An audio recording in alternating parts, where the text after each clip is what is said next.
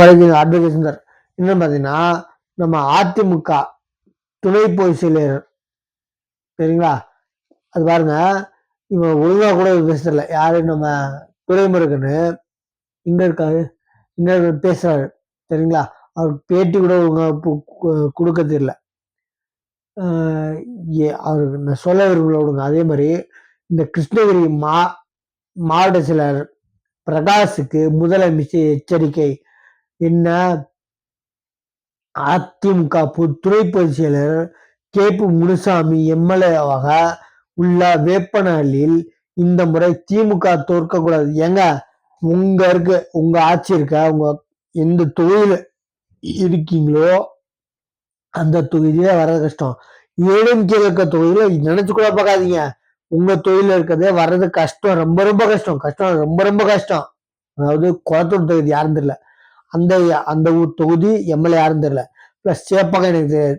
அந்த ஊர் தொகுதியிலே வர்றது, அந்த தொகுதியிலே வர்றது கஷ்டம். அதே மாதிரி உங்க டிஎம்கே கட்சி எந்தெந்த இடத்துல ஜெயிச்சிருக்கோ அந்த இடத்துல இந்த வாட்டி வர்றது கஷ்டம், ரொம்ப ரொம்ப கஷ்டம். அதை கூட யோசிச்சு பார்க்காதீங்க. அதை விட்டு ஏடிஎம்கே நிக்கிற இடத்துல நீங்க ஜெயிக்கணுமா, ஜெயிச்ச இடத்துல நீங்க ஜெயிக்கணுமா, நான் எல்லாம் கெட்டாவது தெரியுறாங்க. நீங்க ஆயுசு முழுக்க இந்த குளத்தூர் தொகுதியிலையும் இந்த சேப்பாக்க தொகுதியிலையும் ஃபர்ஸ்ட் கான்சன்ட்ரேஷன் பண்ணுங்க. இந்த 2 தொகுதியில் ஜெயிச்சீங்கனால நீ சொல்றதை நான் கேட்டுக்கிறேன்.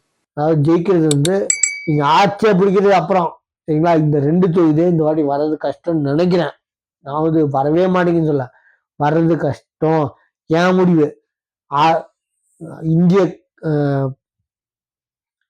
என்ன எலெக்ஷன் பிரகாரம் ஒரு தனி மனிதனோட நான் என் மனசு பிரகாரம் எனக்கு தோன்றது நான் சொல்லலாம், என் உரிமை. நான் என்ன சொல்றேன், இந்த வாட்டி ஜெயிக்கிறது கஷ்டம்.